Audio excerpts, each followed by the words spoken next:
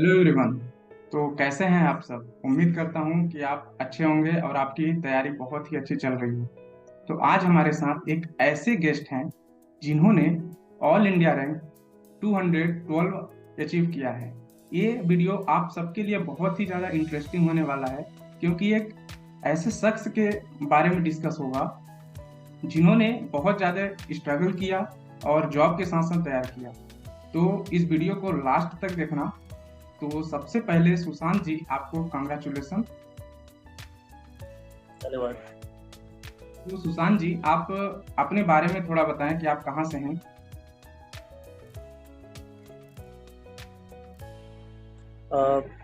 Hi everyone. मेरा नाम सुशांत कुमार है।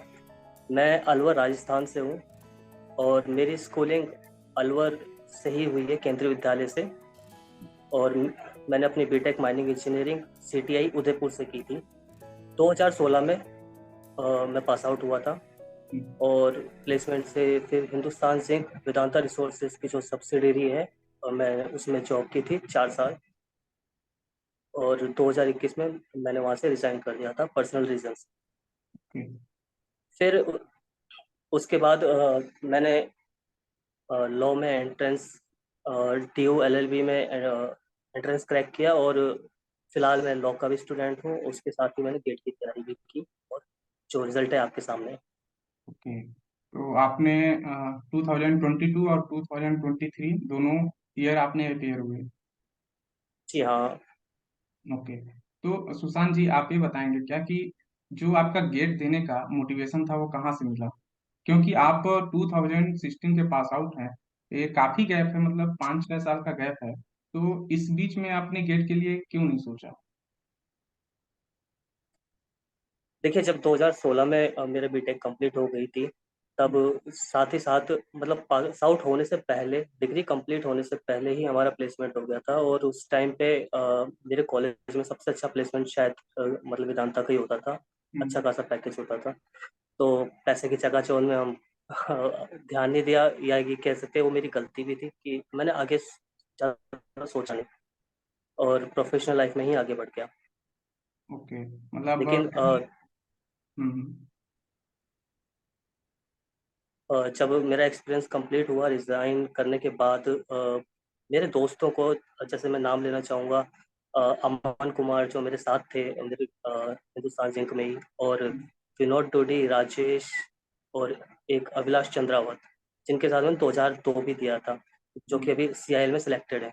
उन हम्म। सभी को देख के ही मुझे इंस्पिरेशन मिली, क्योंकि जनरली होता क्या है कि जब हम किसी ऐसे बंदे को नहीं जानते जिसने क्रैक किया है, या हम तो ये सोचते हैं कि ये डिफिकल्ट है और अलग ही लोग होते होंगे जो करते हैं। बट हम्म। जब आपके ही क्लासमेट, आपके साथ में पढ़ने वाले जब ये करते हैं, तो आप सोचते हैं कि नहीं, मैं भी कर सकता हूँ।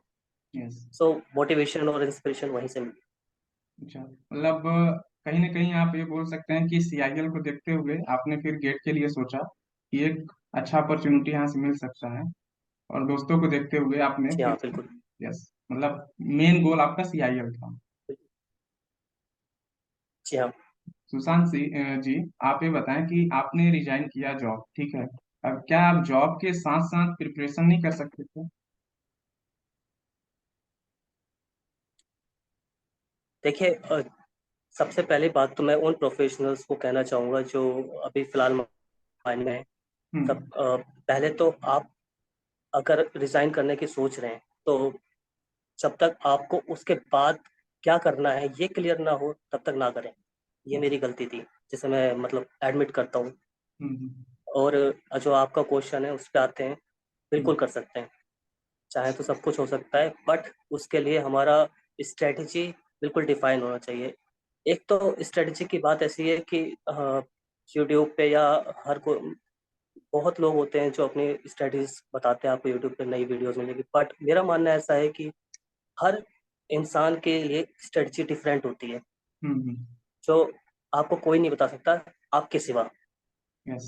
तो अगर आप एक वर्किंग प्रोफेशनल है, आपकी अगर डे की शिफ्ट है, जनरली माइनिंग में शिफ्टिंग होती है, तो नाइट की शिफ्ट है। अगर आप रात में नहीं पढ़ पा रहे हैं, तो आप दिन में पढ़ सकते हैं। दिन में नहीं पढ़ पा रहे तो रात में पढ़ सकते हैं, ऐसे करके पॉसिबल हो तो माइंड पे भी पढ़ सकते हैं, और माइंड के जो प्रैक्टिकल एक्सपीरियंसेस हैं वो भी गेट में बहुत काम आते हैं। यस। तो ऑब्वियसली कर सकते हैं। यस। तो सुशांत जी, आपकी जॉब प्रोफाइल क्या थी? मैं ग्रेजुएट एग्जीक्यूटिव था एज ए माइनिंग इंजीनियर। हम्म। मैंने हिंदुस्तान जिंक में मुझे खुशी होगी बताते हुए कि कन्वेंशनल माइनिंग की सबसे जो पुरानी माइन है मोचिया माइन, मैंने वहाँ पे भी काम किया as a mine foreman and shift in charge.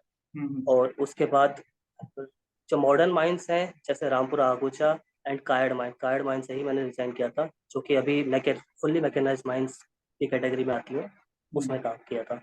Hmm. Okay, तो मतलब काफी लोगों से जैसे हमने भी सुना है कि वेदांता में वर्कलोड बहुत ज्यादा रहता है। तो वर्कलोड रहने के बाद भी कोई अगर प्रिपरेशन करना चाहे तो क्या कर सकता है? पॉसिबल है? आप सुन के सरप्राइज होंगे कि उसी वर्कलोड के साथ जितना जितना मैं मेरे बैचमेट्स को जानता हूँ, हम्म। तो काफी लोगों ने इवन डीजीएमएस की जॉब्स तक क्रैक की है, हम्म। और फर्स्ट क्लास भी निकाले हैं, उसके बाद ऑल इंडिया में भी गए हैं एक साथ ही। हम्म। सो बहुत मतलब पॉसिबल है, पॉसिबल तो कुछ भी है, बट वही बात है कि उसके हिसाब से फिर आपको मेहनत नहीं करनी पड़ती है, अपना टाइम डेडिकेशन सब कुछ देना पड़ता है। जैसे बहुत सारे एस्पिरेंट ऐसे होते हैं जो एक इशू बनाते हैं, मैं उनको इशू ही बोलूंगा, कि वो लोग बोलते हैं कि जॉब के साथ प्रिपरेशन कैसे करूं, हैंडल नहीं होता सर। ठीक है, तो आप एक एग्जाम्पल हैं। भले ही आपने रिजाइन किया लेकिन आपने उस सारी चीजों को फेसेस किया है, तो आप बता सकते हैं कि जॉब के साथ कैसे टाइम को मैनेज करके प्रिपरेशन किया जा सकता है। तो क्या आप ये चीज थोड़ा स्ट्रेटजी को बताएंगे क्या, कि किस टाइम में कैसे प्रिपेयर किया जा सकता था? मगर कोई जॉब वाला पर्सन है तो उनके लिए काफी हेल्पफुल होगा ये। देखिए, वैसे तो मैं राइट पर्सन नहीं हूँ इस क्वेश्चन के लिए, क्योंकि मैंने जॉब के साथ क्रैक नहीं किया है। यस, यस, लेकिन फिर डिफरेंट। भी अपने एक एक्सपीरियंस से मैं इतना ज़रूर बताना चाहूँगा कि अ, जैसे आप लोगों की अगर शिफ्ट्स होती हैं, डे शिफ्ट्स होती हैं या डिफरेंट शिफ्ट्स होती हैं, तो आप उस शिफ्ट में भले ही अपने काम पे ध्यान दें, आप एक प्रोफेशनल और एक एस्पिरेंट दोनों के माइंड सेट को डिफरेंट रखें, मिक्स मत होने दीजिए। जब आप पढ़ने बैठ रहे हैं तो आप भूल जाइए कि आप जॉब करते हैं। यस। आप यही समझिए कि आप एक स्टूडेंट हैं और आपको गेट का एग्जाम क्रैक करना है। उसके लिए एक स्टूडेंट क्या करता है, एक एस्पिरेंट क्या करता है, वो चीज़ें आपको फॉलो करनी चाहिए। और जब आप प्रोफेशनल हैं तो आप भूल जाइए कि आप गेट की प्रिपरेशन कर रहे हैं, वरना उसका जो टेंशन और जो प्रेशर होगा वो आप वहाँ पे लगाएंगे। यस। So yes. दोनों का हम अपार्ट करें, और अपना जो इसके अलावा एक फायदा और हो प्रोफेशनल लाइफ में कि आप हैं, उनको प्रैक्टिकल नॉलेज भी होती है। अगर कुछ भी प्रॉब्लम आई तो आप डिस्कस करने के लिए आपके पास पूरा एनवायरनमेंट होता है। यस। माइनिंग में आप भी जानते हैं कि डीजे देशमुख से लेके और डिफरेंट बुक्स होती हैं जिनमें माइन मशीनरी एंड आप शाफ्ट वगैरह ये सब देखा होगा। तो हम्म। वो बुक्स से ज़्यादा आपको सामने जब देखते हैं तो आप उसको बेहतर समझ पाते हैं। एलपीडीटी एलएसडी के कॉम्बिनेशन को जब आप सामने देखते हैं तो हम्म। आपसे ज़्यादा वो चीज़ कोई नहीं समझ सकता। वो मेरा मानना है कि वो आपके लिए ज़्यादा ईजी है किसी एक सिंपल एस्पिरेंट या मैं कहूँगा ऑर्डिनरी एस्पिरेंट, और आप थिंक प्रोफेशनल होते हुए तो आप करें तो बहुत आसानी से हो सकता है। बस विल पावर और स्ट्रेटजी की जरूरत है। यस, मतलब आपको पूरा गोल बनाना पड़ेगा कि मतलब जिस टाइम पे आप जो बिल्कुल। प्रिपेयर कर रहे हैं उस टाइम पे उसी को प्रिपेयर करें। और अगर आप पढ़ाई कर रहे हैं तो जॉब को बीच में न लाएं, नहीं तो जॉब का टेंशन। और अगर आप जॉब कर रहे हैं तो गेट को बीच में न लाएं, नहीं तो गेट के प्रिपरेशन का टेंशन। दोनों चीज को जी, अलग आपको प्रिपेयर करना है। मैंने कहीं सुना था कि without a perfect plan every dream is a wish. Yes, मतलब आपको सो एक प्रॉपर प्लान बना के चलना पड़ेगा थ्रू आउट योर जर्नी। और लेकिन आप ये टाइम फिक्स नहीं कर सकते। अगर आप शिफ्ट में है तो आप टाइम फिक्स नहीं कर सकते, इस टाइम पे ऐसा करना है, क्योंकि हर वीक में आपका टाइम का शेड्यूल चेंज होगा। तो आपको जी हाँ। जिस टाइम पे आपको टाइम मिले उसी टाइम पे आपको फिर प्रिपेयर करना पड़ेगा। यस। जी, तो थोड़ा सा फ्लेक्सिबल होना पड़ेगा। यस, तो आप ये बताइए कि जैसे आपने जॉब को छोड़े लगभग आपको मतलब 2 साल, एक, हाँ, 2 साल हो ही गए। ठीक है, तो आपने 5 साल जॉब किया। ठीक है, तो 5 साल जब आपने जॉब किया तो कहीं ना कहीं जो पढ़ी हुई चीजें हैं वो भूल जाती हैं, सिर्फ आपको प्रैक्टिकली नॉलेज रहता है, थ्योरेटिकली आप कुछ भूल जाते हैं, राइट। तो जब आपने प्रिपरेशन स्टार्ट किया था, तो आज जो आपका इनिशियल फेज था, जब आपने स्टार्ट किया तो काफी सारी डिफिकल्टीज आपको फेस करनी हुई पड़ी होंगी, लाइक यूनिट कन्वर्जन भी हो सकता है, या फिर कुछ भी थ्योरेटिकल चीजें, इसको कैसे टैकल किया आपने? अ, देखिए 2022 में मैंने प्रिपरेशन थोड़ा सा स्टार्ट किया था। ये बात अलग है, मैं सीरियस नहीं था उस वक्त। हम्म। सो सबसे बड़ी जो बैरियर था वो मेरे सामने ये आया था कि पढ़ने की आदत ही नहीं रह गई थी। जब भी हम्म। हम बुक्स उठाते थे तो नींद आ जाती थी, समझ में ही नहीं आता था। हम्म। सो वही बैरियर मुझे लेके भी डूबा था पिछले साल। हम्म। मेरा इवन कट ऑफ भी क्लियर नहीं हुआ था। हम्म। बट इस साल अपने जो फेलर्स है उनसे सीखते हुए मुझे पता था कि मुझे कहाँ दिक्कत आने वाली है। हम्म।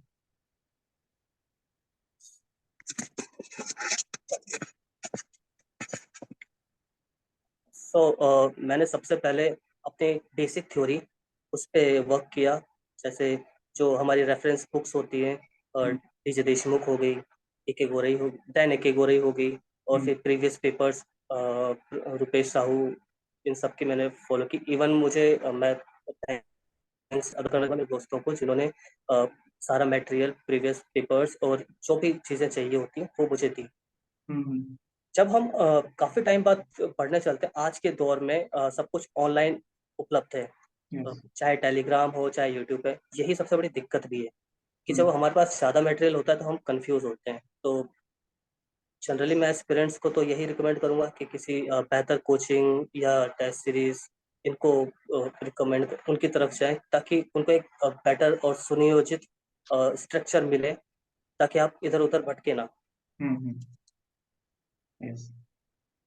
तो जैसे आपने जब प्रिपरेशन स्टार्ट किया और आपने जॉब को रिजाइन कर दिया, तो कहीं ना कहीं ऐसा आपके मन में आया होगा कि यार अगर मेरा इस साल अच्छा नहीं होता है तो अच्छा नहीं होगा, क्योंकि आपने जॉब को भी खो दिया, ठीक है। तो ये डिमोटिवेशन का एक थोड़ा सा पार्ट था आपके लिए। तो कैसे आप, मतलब फैमिली का सपोर्ट था क्या आपके साथ, कैसा था?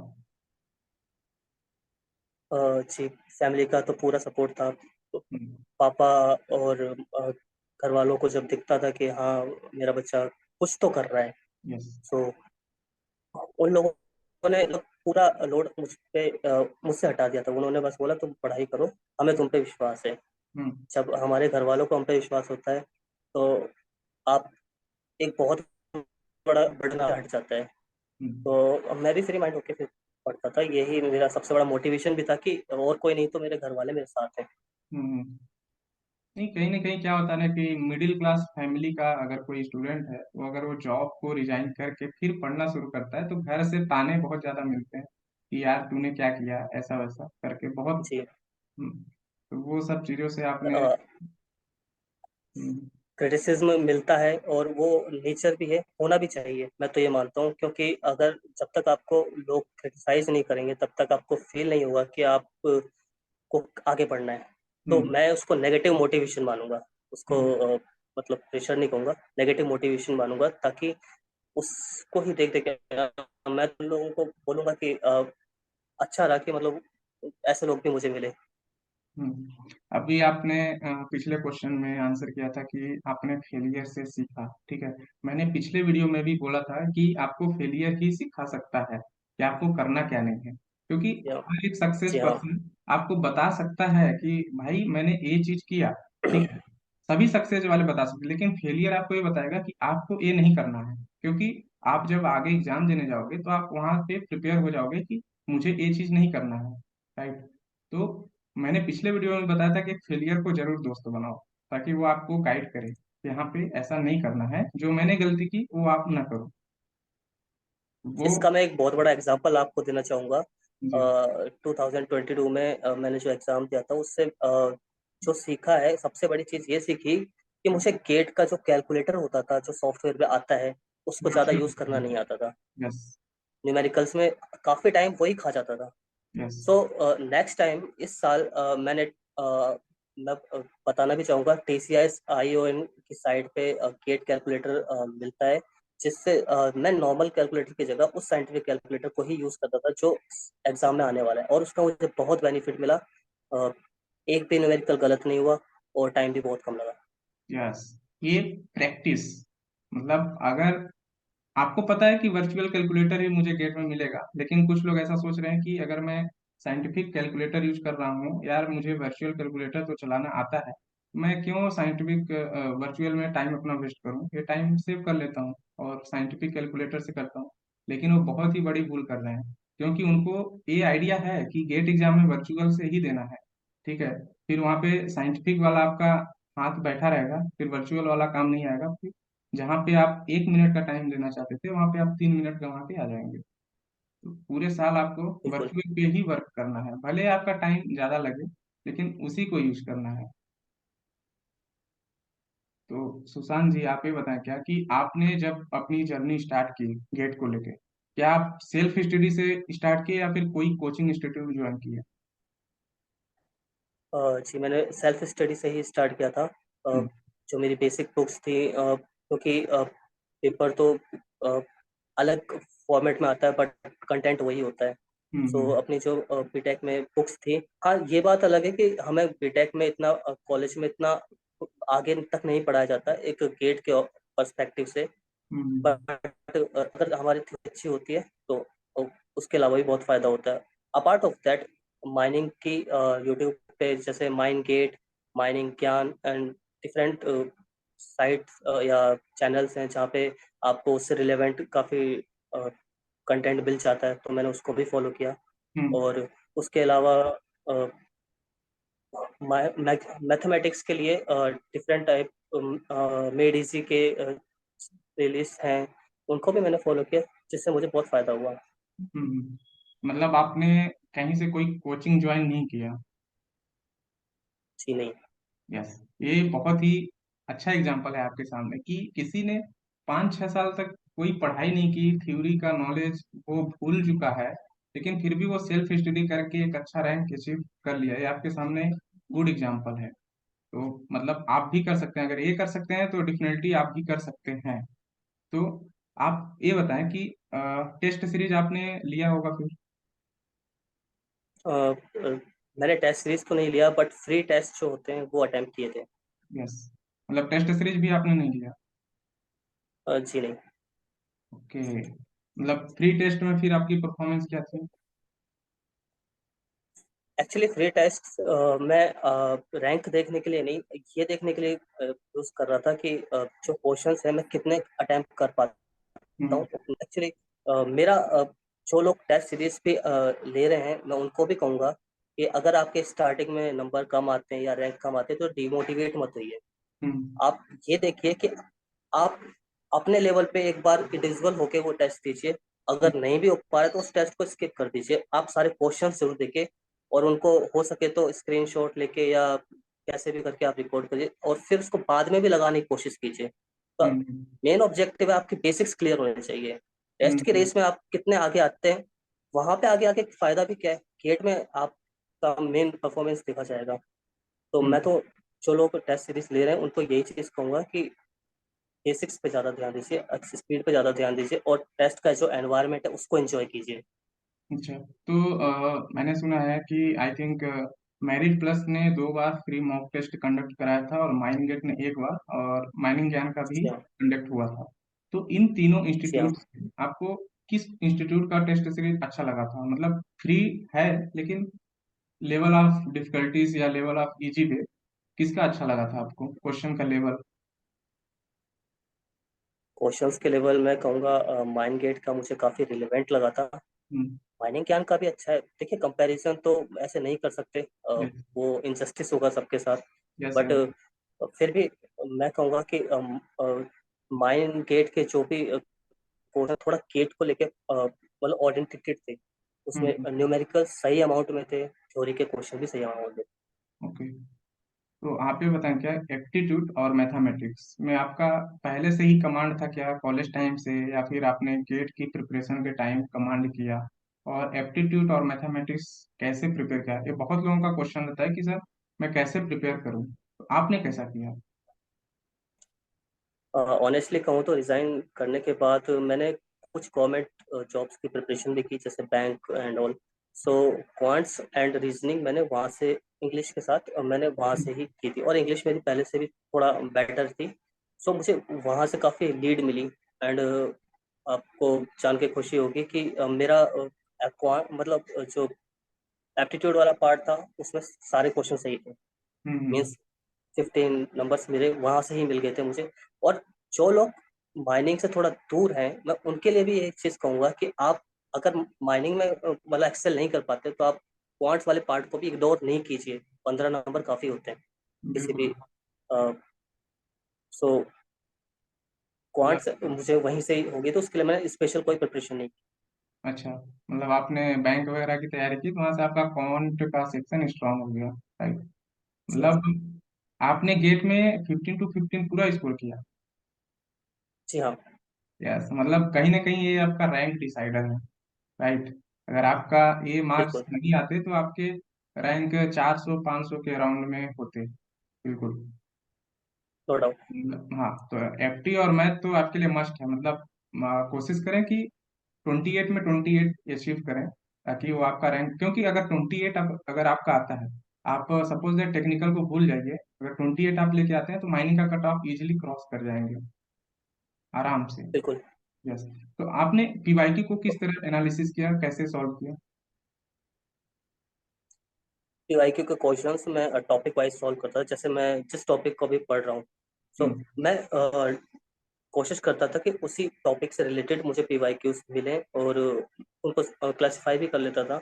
एंड एक बार न्यूमेरिकल लगाया या कोई थ्योरी का क्वेश्चन लगाया, तो उसके बाद मैं रफ कॉपी में मतलब सही से सिस्टमेटिक तरीके से किस मतलब कौन सा क्वेश्चन है उसको मैं बार बार रिवाइज भी करता था। देखिए, किसी भी एग्जाम के लिए मेरा मानना यह है कि ज्यादा पढ़ने की जरूरत नहीं है, बट जो आप पढ़ रहे हैं उसको ही बार बार रिवाइज करेंगे तो उससे बहुत ज्यादा आपको बेनिफिट मिलेगा।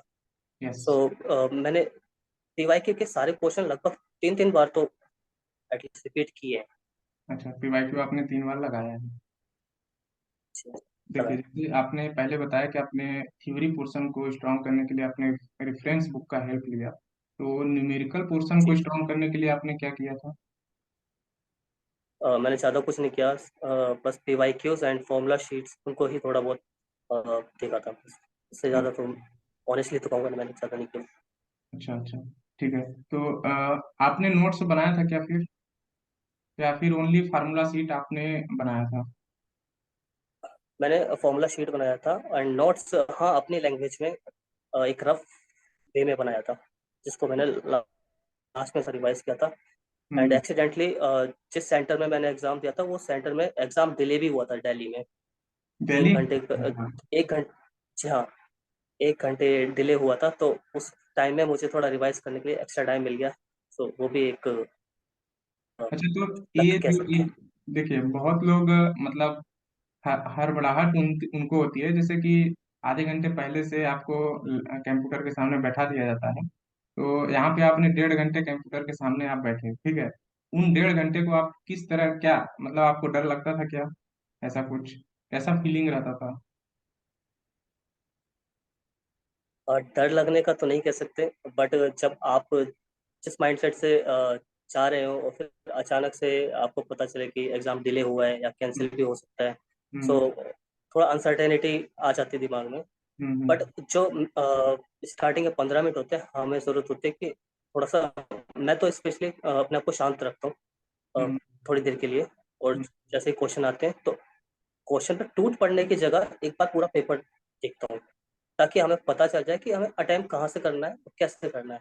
यस। कभी कभी हम क्या करते हैं कि स्टार्टिंग के क्वेश्चंस पे आज उसको अटेम्प्ट करना शुरू कर देते हैं, और एक ईगो रहता है कि हमने तो इतनी तैयारी की है तो ये क्वेश्चन बन क्यों नहीं रहा, और उसमें ही बिल्कुल। अपना टाइम वेस्ट। जाया कर देते हैं। सो हम्म। एक बार आप पूरा पेपर, शुरू के 5 मिनट में उसी को देता हूँ कि एक बार पूरा पेपर देखता हूँ। एंड फिर उसके हिसाब से उसको अटेम्प्ट करता हूँ जितना मुझे आता है, देन उसके बाद जो कर कहीं न सकते हैं। कहीं, हाँ, कहीं ना कहीं ऐसा हो जाता है कि अगर आप पूरा पेपर को एनालिसिस कर लेते हैं तो आपको एक आइडिया लग जाता है कि पेपर का लेवल कैसा है। तो अगर बिल्कुल। पेपर जैसे 2023 की बात करूँ तो पेपर इजी टू मॉडरेट था। तो अगर जी। जिसने एनालिसिस किया उसको कॉन्फिडेंस आ गया होगा, जिसने अच्छे से तैयारी किया होगा कि यस, इसको मैं बहुत ही अच्छे से कर सकता हूँ। तो आप रिवीजन का स्ट्रेटजी आपका क्या था? क्योंकि आपने रफली सिर्फ नोट्स बनाया था ऐसा, तो रिवीजन कैसे करते थे? क्योंकि लास्ट का जो मंथ था जनवरी का मंथ, तो कैसे आपने इसको यूटिलाइज किया जनवरी मंथ को? मैंने प्रिपरेशन दिसंबर से स्टार्ट की थी, मिड ऑफ दिसंबर से। एंड मेरा जो एक तरह से कह सकते हैं कोर्स कंप्लीट शायद जनवरी के एंड तक ही हुआ था, थोड़ा लेट हुआ था। और जो ओके। बीच के जो 10-15 दिन थे, मैंने रिवीजन उसमें किया था। इसीलिए शायद मुझे नोट्स सही से स्ट्रक्चर करने का टाइम भी नहीं मिला। सो लेकिन मतलब। हम्म। जो भी रिवीजन किया मैंने सब्जेक्ट वाइज ही किया। पहले एक हम्म। सब्जेक्ट कंप्लीट किया, फिर दूसरा सब्जेक्ट कंप्लीट किया। मतलब अगर हम मिक्स कर देते थोड़ा खिचड़ी सी बन जाती कभी कभार, जब हमने ज़्यादा प्रैक्टिस नहीं की होती। सो तो एक मतलब। सब्जेक्ट कंप्लीट करने के बाद स्विच हम्म। किया मैं फिर आगे। अच्छा। इस तरह ही किया। और इससे एक फायदा हुआ कि एक कुछ सब्जेक्ट मेरे रह भी गए, जैसे रॉक मैकेनिक्स के कुछ पार्ट मैंने नहीं किया था, मतलब पढ़ के ही नहीं गया था। तो हम्म। उसका क्वेश्चन आएगा तो नहीं करूंगा, हम्म। सिंपल। हम्म। क्योंकि गेट में कभी भी किसी के 100 नंबर तो नहीं आते। तो बिल्कुल। कुछ तो छोड़ के भी चले, बट हमें इतना कॉन्फिडेंस होना चाहिए जो हम पढ़ के गए उसमें से कर लेंगे। Yes. तो मतलब आपने जो 2023 की प्रिपरेशन स्टार्ट की मिड दिसंबर से स्टार्ट की, जी हाँ। और बाकी इधर आपने बिल्कुल नील। सर अ, मैंने आपको बताया था मैं लॉ भी कर रहा हूँ फिलहाल, दिल्ली यूनिवर्सिटी से। सो उसका भी देखना होता था तो। मतलब ये एस्पिरेंट को काफी सीख मिलेगा यहाँ से कि कोई बंदा अपनी माइनिंग फील्ड छोड़ के कुछ और पढ़ रहा है, लॉ पढ़ रहा है, और उसके बाद फिर से गेट की प्रिपरेशन कर रहा है, वो भी सिर्फ 1 से 2 महीने सिर्फ, और उसमें भी उसने एक अच्छा रैंक अचीव किया। तो ये बहुत सरप्राइज वाली चीज है। मतलब अगर ये कर सकते हैं तो डेफिनेटली आप बिल्कुल कर सकते हैं। तो बिल्कुल। सुशांत जी, जैसे आप बताए कि पेपर को आपने एनालिसिस किया, ठीक है, तो क्वेश्चन अटेम्प्ट करने का वे आपका क्या था उन 3 घंटों में? देखिए मतलब मुझे पता था कि आपने। मेरा क्वांट अच्छा है। हम्म। क्वांट एंड मैथमेटिक्स पे मुझे फुल कॉन्फिडेंस था। सो मैंने सबसे पहले वही अटेम्प्ट किया। एंड जैसे ही पेपर आगे बढ़ता है, माइनिंग सेक्शन टेक्निकल सेक्शन आता है, तो शुरुआत के क्वेश्चंस मेरे पास कुछ रॉक मैकेनिक्स के भी आए थे, कुछ ऐसी चीजें आई थी जो मैं पढ़ के नहीं गया था। तो मैंने आपको बताया, शुरू के 5 मिनट ऐसे काम आए। अगर मैं डायरेक्ट उन क्वेश्चंस को देखता तो मैं डिमोटिवेट हो जाता या नर्वस हो जाता कि यार हम्म। ये तो मैं पढ़ के ही नहीं आया। हम्म। बट मुझे पता था कि आने वाले क्वेश्चंस हो जाएंगे। सो हम्म। एक माइंड मैप बन गया था कि ये एक एक नंबर के क्वेश्चंस को पहले अटेम्प्ट करना है, बीच हम्म। में न्यूमेरिकल्स को अटेम्प्ट करना है, एंड देन फिर से जो मेरे एक एक नंबर के क्वेश्चन बचे उनको अटेम्प्ट करना है, एमसीक्यूज अटेम्प्ट करना है। मतलब, सो न्यूमेरिकल मैंने mid of the exam attempt किया था, लास्ट में नहीं। बिकॉज लास्ट में क्या होता है कि जनरली न्यूमेरिकल्स थोड़ा टाइम टेकिंग होते हैं। और लास्ट में अगर हम हड़बड़ाहट में कुछ भी डिजिट चेंज कर देते हैं तो हमारे 2 नंबर छूट जाते हैं, जो हमारे रैंक काफी पीछे ले जाते हैं। बिल्कुल। कहीं ना कहीं मेरे को ऐसा सुनने में आपसे ही मिला कि जो एफटी और मैथ था उस पे आप फुल कॉन्फिडेंस थे। तो आई थिंक जी हाँ। 28 में आप एटलीस्ट 25 कितना स्कोर किए थे आप? आपने मिलाया था क्या? थर्ड किस में? 28 में मैथमेटिक्स और एप्टीट्यूड से कितना स्कोरिंग था आपका? क्योंकि एप्टीट्यूड से आपका तो 15 था। 15 हुआ था, मैथ से मेरा थोड़ा कम हुआ था। ओवरऑल 22-23 नंबर्स वहाँ बन गए थे दोनों अच्छा। को मिला के। कहीं ना कहीं मतलब ऐसा है जी कि एफटी और मैथ ने आपको बहुत ही ज्यादा संभाला। जी हाँ। यस, बहुत ही ज्यादा। तो आप अपकमिंग गेट एस्पिरेंट को क्या गाइड करेंगे अपने अकॉर्डिंग? उनको क्या करना चाहिए, क्या नहीं करना चाहिए, क्योंकि आपने फेलियर को भी फेस किया है, तो आप क्या गाइड करेंगे उनको? देखिए सबसे पहले मैं अपनी वही बात दोहराऊंगा कि स्ट्रेटजी हर इंसान की, उसके लाइफ, उसके सोच और उसके हालातों पे डिपेंड करती है। अब हम्म। मेरी स्ट्रेटजी सब पे लग जाए ऐसा मैं नहीं समझता। सो हम्म। मुझे पता था कि मेरे पास मैंने ज़्यादा, जैसे मैंने मिड ऑफ दिसंबर से प्रिपरेशन स्टार्ट किया, जो कि बहुत कम टाइम है, सब जानते हैं। तो मुझे हम्म, पता था शायद मेरा माइनिंग या टेक्निकल का पार्ट रह जाएगा और वीक हम्म, भी रहेगा। तो मुझे पता था मुझे उसको कवर कहाँ से करना है, मुझे नंबर्स की लीड कहाँ से लेनी है। आपको ये चीज़ पता हो कि आपको नंबर, देखिए एट द एंड आपके परफॉर्मेंस आपके नंबर्स पे बेस होगा, वो किस सब्जेक्ट से आते हैं वो तो आप पे डिपेंड करता है। सो आपका जो चीज़ इंपॉर्टेंट है, जो चीज़ आपका स्ट्रांग है, आप उसको अच्छे से कीजिए, और जो चीज़ रह जाता है उस पर वर्क कीजिए। हम्म, साथ में कोचिंग्स वगैरह का भी गाइडेंस लीजिए, या आपके जो भी सीनियर्स हैं उनका गाइडेंस लीजिए। हम्म, सो मैं तो यही कहूँगा कि इससे थोड़ा पहले से आप तैयारी करेंगे तो आपको प्रैक्टिस के लिए ज़्यादा टाइम मिलेगा, तो आपका कॉन्सेप्ट से ज़्यादा बेहतर क्लियर होंगे। हम्म। बस यही कहूँगा। ओके, थैंक यू सुशांत जी, आपका अपना बहुत कीमती टाइम हमारे साथ शेयर करने के लिए। मैं उम्मीद करता हूँ कि जितने व्यूअर्स हैं उनको ये वीडियो काफ़ी हेल्पफुल हुआ होगा कि कैसे करना है। अगर ये कर सकते हैं तो डेफिनेटली आप कर सकते हैं। तो थैंक यू। चैनल को अगर थैंक यू आपको, लगे तो आपके आप व्यूअर्स को सब्सक्राइब भी। करें, और वीडियो पसंद आता है तो लाइक करें। ओके, मिलते हैं फिर किसी नए वीडियो के साथ। Bye bye.